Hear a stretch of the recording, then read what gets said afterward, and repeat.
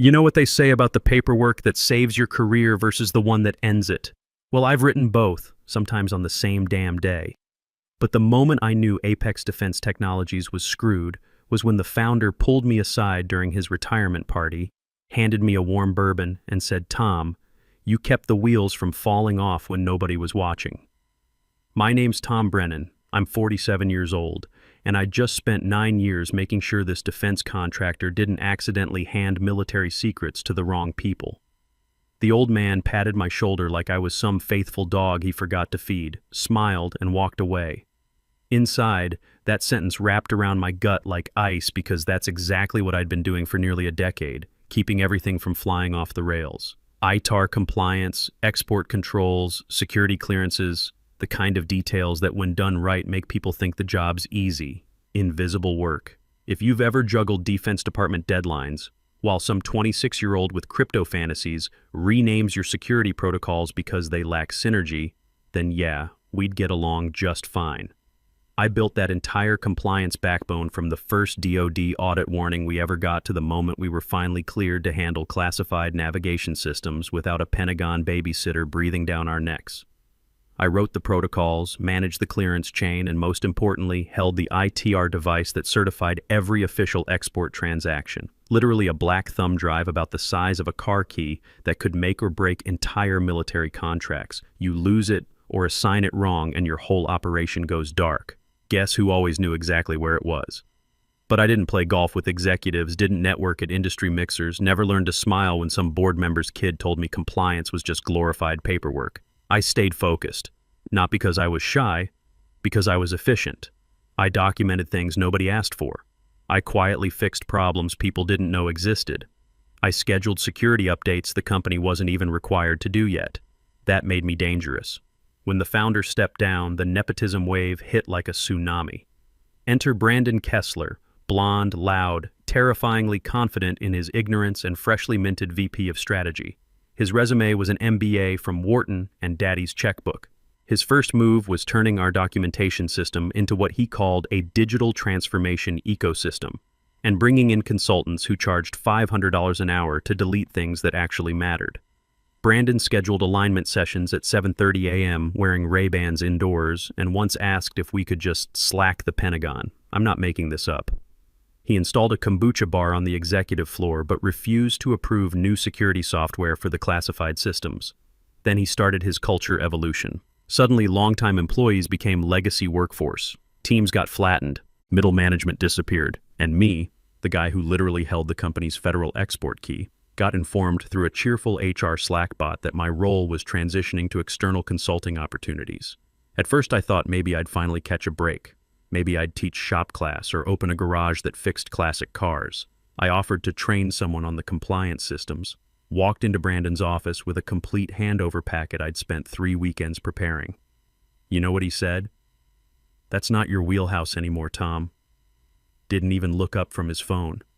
"Legal would handle it," he said. The same legal department that once misspelled classified in a federal filing and tried to email a security certificate. I had two choices: leave quietly like some ghost who never mattered, or finish this the way I'd lived the rest of my career, methodically, precisely, and with documentation that would outlast the people trying to erase it. Because here's the thing about being invisible in this business. It lets you walk past every security checkpoint without anyone asking questions. And when Brandon sent me that message, "Handle my logistics meeting, you're still on payroll until 5. I didn't get angry. I just opened my desk drawer and looked at that little black device, still warm in its protective case. Nobody had claimed it. Nobody had even asked about it. So I took it home. Brandon glided into his new role like he was modeling for a LinkedIn success story. Day 1, as VP of Strategy, he was already redecorating the conference room because the furniture gave him military-industrial complex vibes. Replaced our standard issue table with some reclaimed wood monstrosity that looked like it belonged in a craft brewery, not a company handling classified defense contracts. Nobody said anything because his last name was on the building. The first reorganization memo was titled Apex 3.0 Culture Evolution. Unless you worked in finance, HR, or God help you, regulatory compliance. Whole departments got decentralized. Managers with 15-plus years of clearance disappeared into closed-door transition conversations. I sat through meetings where Brandon used phrases like disruptive velocity while discussing our weapons guidance protocols. He called our security servers legacy clutter and wanted to migrate everything to some cloud platform his fraternity brother designed. I asked what kind of DoD validation this new platform had. His response, it's blockchain native and quantum encrypted. We're good. Good. Like Chernobyl was good. The kid didn't know what an ITAR audit was. He thought export controls were anti-competitive red tape. He approved vendor contracts without checking security clearances. He asked legal to rewrite our Pentagon partnership agreements to be less bureaucratic. Yet somehow I was the one they decided to phase out. I wasn't even called into an office. Got pinged by one of those chirpy HR bots saying, "Hey there, got 5 minutes to chat?" Like I was being invited for beers instead of gently pushed off a security cliff. The HR rep had that wide-eyed look people get when they're breaking up with someone who still pays half the rent. "We want to be transparent," she said. "Your role is evolving. We're looking at agile partners to handle compliance moving forward. You've been invaluable, of course." Invaluable. Corporate speak for please leave your badge and don't sue us. I asked if they had someone ready to take over ITAR custody. That's not a responsibility you hand off like ordering office supplies. It's federally audited, personally registered, and comes with potential criminal liability if mishandled. Her smile never wavered. Legal will take care of that transition. You don't need to worry about it anymore. I asked if they wanted documentation, a walkthrough, a transition plan, hell, even a phone call with the Pentagon liaison I'd worked with for 6 years. She just repeated it, "Not your concern anymore." That's when something dangerous clicked for me. They weren't just dismissing me. They had no clue what they were doing. Zero. They assumed someone somewhere would figure it out. That the system I'd built was like a microwave. Push buttons, food gets hot, don't worry about the inside. Brandon rolled into meetings with a MacBook he never opened and an energy drink that cost more than my lunch.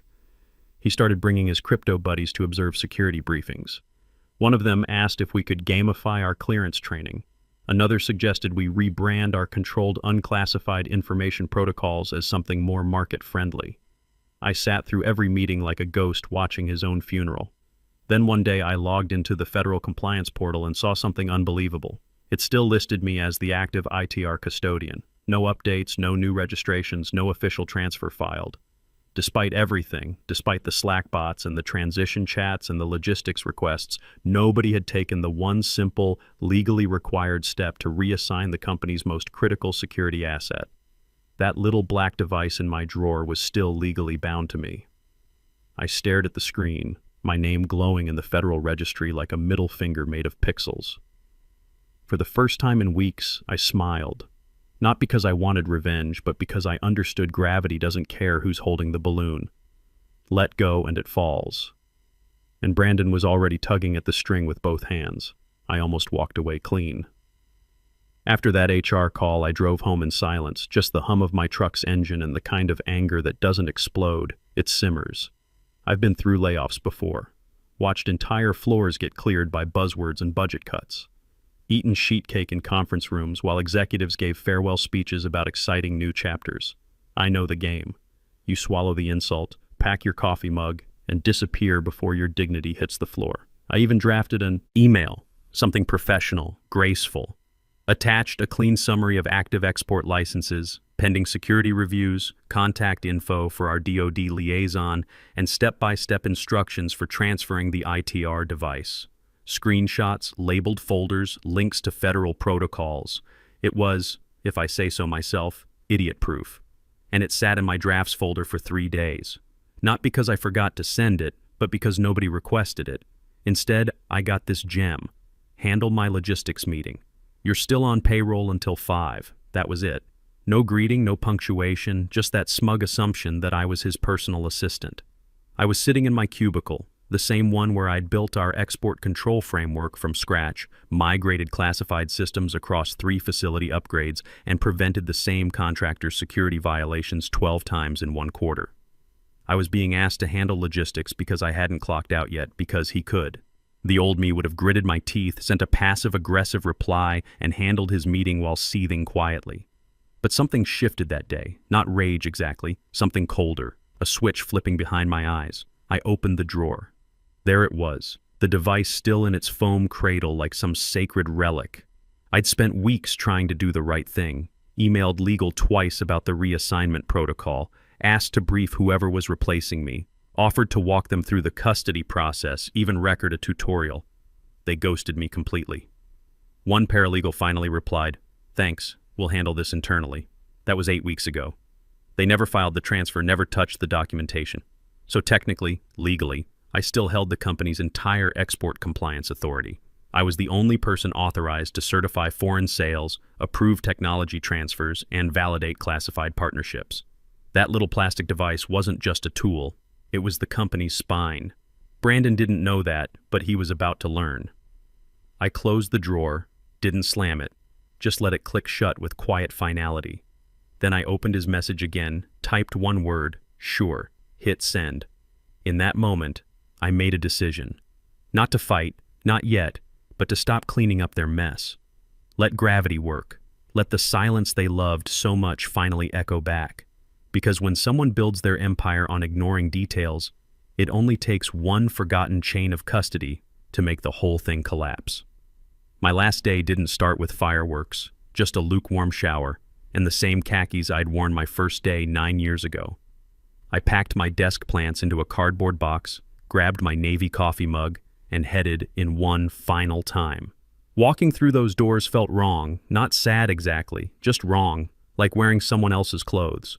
The lobby had that Friday energy, people arguing over conference rooms, someone microwaving fish at 9 a.m., Brandon's laugh echoing from the executive suite about something involving blockchain and disruption. Perfect. In my bag was an envelope with my ID badge, security card, and office keys. I'd labeled everything like I was shipping medical equipment. But what wasn't in that envelope was the ITAR device, wrapped carefully in my jacket pocket. The official procedure, per my own policy, required logging the reassignment through the federal portal, submitting notarized transfer documents, and updating custody credentials through 4 different databases. None of that had happened because nobody had bothered to ask. I'd given them every opportunity. I really had. But they were too busy hosting vision boarding retreats and installing kombucha taps. It was 11:45 a.m. when I walked into the HR suite.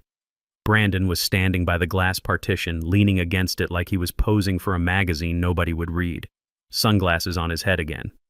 "Leaving so soon?" he said without turning around. I held up the envelope. "Badge and keys, all yours." He gave me that dismissive smile. "Cool, just drop it anywhere. You'll get your exit survey via email. No handshake, no eye contact. Fine by me. I wasn't here for gratitude." As I turned to leave, he stopped me halfway. "Oh, and can you clean out your shared folders before you go? We're streamlining." His voice had that entitled float to it. I nodded, smiled, then walked back to my desk one last time. I took a final look around. The desk where I'd sat through 3 fiscal audits, 2 security investigations, and 1 false alarm lockdown. I logged out, closed my laptop, slid it into its case. Then I stood up, device in pocket, no fanfare. But in that moment, I felt something I hadn't in months. Not pride, clarity. Up until then, I'd played by their rules, tried to help, tried to make sure they wouldn't screw up too badly. But they didn't want help. They wanted results without responsibility. Now they were going to learn the difference. I walked past Brandon's desk on my way out. He was mid-giggle, bragging to someone about streamlining compliance into a one-click solution. I paused, not long, just enough to watch him bask in his ignorance. Then I left through the turnstiles, out the door into the crisp Alabama morning. The device pressed lightly against my chest, still registered, still active, still entirely mine. For the first time since they'd started pushing me out, I felt nothing. Not anger, not bitterness, just a clean line drawn in the sand. They wouldn't see it today, maybe not tomorrow, but soon. And when they did, I'd be nowhere near the fallout. They say the devil's in the details. At Apex Defense Technologies, the devil wore designer sunglasses and called himself a paradigm disruptor. In the weeks after I left, the company barreled ahead like a drunk driver with cruise control. Brandon, fully unleashed, ran the place like his personal startup fantasy. One day he was onboarding a growth hacker from Silicon Valley. The next he was filming a facility tour for his LinkedIn series about military industrial innovation. I heard most of this through the network. See, when you quietly save people from federal audits for 9 years, you make allies. Quiet ones. Accountants who'd seen too many forced contract cancellations. Engineers who knew what a misfiled export license could do to a project timeline. A guy named Rodriguez in IT who once spent an entire weekend rebuilding our submission server after someone tried to install a gaming app on it. People like that remember who had their back when legal was too busy with merger documents to notice the urgency. So I got updates, not gossip, intelligence, like how legal was buried in partnership agreements for a European expansion to check the compliance handover, how Brandon approved migration of classified nav data to that shiny new platform without a single validation test, how he signed off on 3 international contracts with documentation still marked draft, the kind of thing that gets your entire operation flagged. I didn't celebrate, not yet, but it was like watching a slow gas leak under your house. You don't root for the explosion, but you sure notice when the detector starts beeping.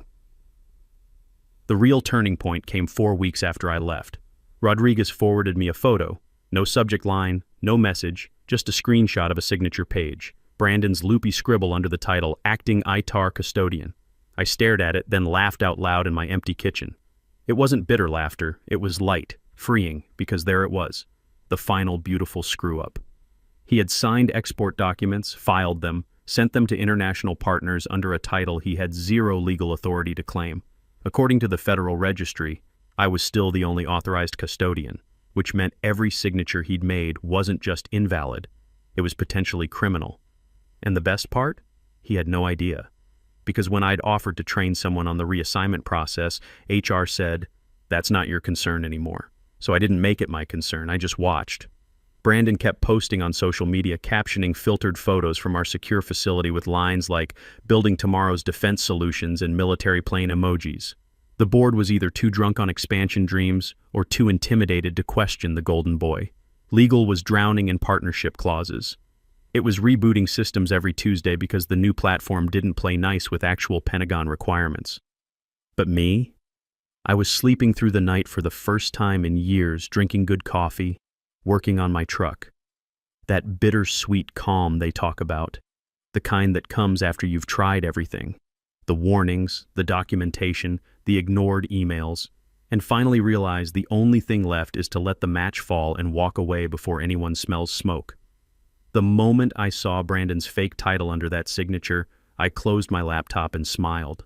Not wide, not vindictive, just enough. Because gravity had been pulling this whole time and now his hands were full of the wrong thing and nobody, not a single person, had bothered to check what he'd dropped. The meeting that never happened was scheduled for 10 a.m. sharp.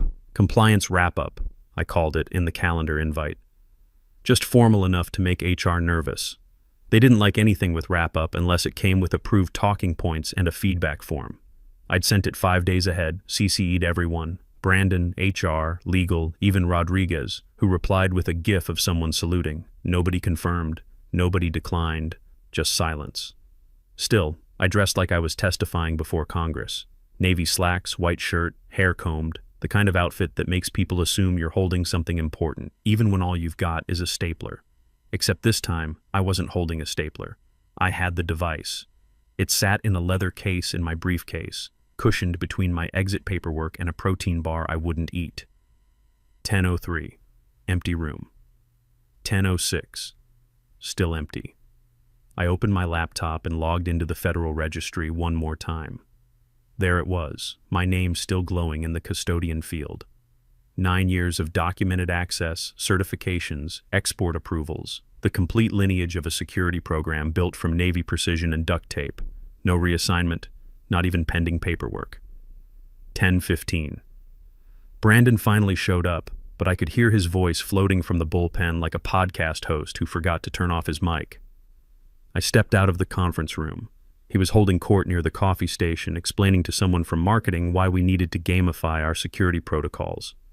He spotted me and smiled with that performative brightness executives use when they can't remember your name. "Oh, hey, Tom," he said, raising 2 fingers like a peace sign. "Can you handle that logistics thing we discussed?" Like this was still about meeting coordination, like I wasn't holding the company's federal backbone in my briefcase. I didn't flinch, didn't explain, just walked over, slow and purposeful, pulled out the leather case, opened it. The padding caught the fluorescent light. Professional, serious, official. I reached in and took out the device. It looked so harmless, like a car remote or a garage door opener. But inside that plastic shell was the cryptographic authority for every classified contract Apex had signed in the past 6 years. I held it in my palm, extended it toward him. He looked at it like I was handing him a flash drive. "What's this?" "The key," I said. "You asked me to handle things."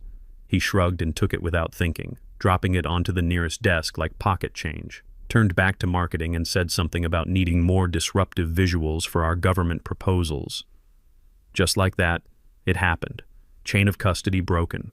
No witnesses, no paperwork, no formal reassignment, just a clueless executive accepting a federal security device without authorization in full view of a workspace that thought it was office equipment. I turned and walked away. Didn't explain, didn't remind him that the moment his fingers closed around that device, he'd become the functional ITAR custodian in the eyes of anyone watching. And without proper transfer documentation, that's a violation. A real one. I headed toward the exit. Rodriguez caught my eye from the IT section, raised an eyebrow. I just nodded. Calm, precise. Let it land. Because some bombs don't tick, they just sit there humming until someone notices the sound. 3 hours later, the humming turned to sirens. I was home, feet up, watching a History Channel documentary about World War II submarines. My phone was silent, laptop closed, inbox empty by choice. But somewhere back at Apex Defense, the reckoning had begun. The first flag was probably routine, a failed authentication on an export certification upload. Maybe the Pentagon system bounced back a contract filing because the attached credentials didn't match the active custodian. Whatever it was, hit legal like a mortar round through a glass house. Rodriguez gave me the play-by-play later. It started with a paralegal casually checking the day's submission logs, routine due diligence. Then she saw it. The signature on an international contract was Brandon's, but the registered custodian per federal database was still me. 6 weeks post-resignation. She blinked, checked again. Same result. Flagged her supervisor. The supervisor flagged general counsel. Someone pulled Brandon into a side office, and that's where things went full meltdown. Brandon walked in holding the device like a dead mouse, apparently unaware that Rodriguez had upgraded the conference room's audio system personally. "I thought it was symbolic," he said. "Tom literally just handed it to me." Someone in legal went pale. "Tell me you're joking," they muttered. He shrugged. "Why? What is this thing?" The senior attorney tried damage control. "Did you sign anything? Submit any documents with that credential?" "Yeah," Brandon said. "Several contracts and that NATO partnership agreement." Dead silence. Then someone swore loud enough to echo across the building. They pulled up the Federal Registry again. Still active. Thomas J. Brennan, ITAR custodian. 0 updates, 0 pending transfers, which meant every document Brandon signed using that device was unauthorized. Worse, fraudulent. Each submission carried timestamps tied to credentials he didn't legally possess. The compliance portal flagged the breach automatically. All active contracts were suspended pending investigation. Pentagon auditors were notified. Current projects froze.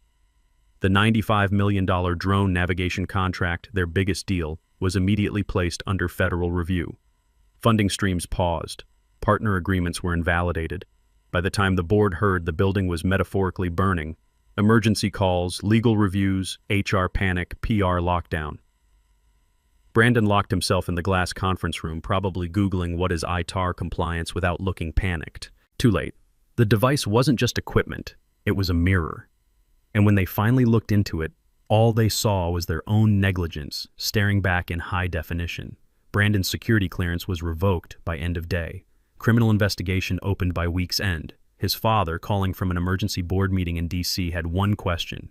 "You let my son accept a federal security device without due process?" Click.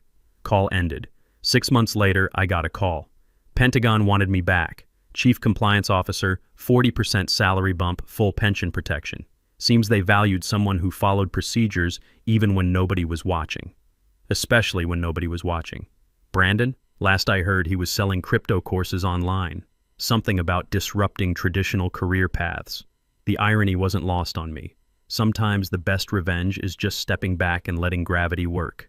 These days, I sleep through the night, my coffee tastes better, and I finally fixed that transmission on my truck. Turns out when you stop cleaning up other people's mess, you have time to take care of your own. My daughter calls more often now that I'm not stressed all the time, and my pension's secure for the first time in years. The new job's good too. Younger engineers actually listen when I explain why we do things a certain way. Amazing what a little respect can do for your disposition.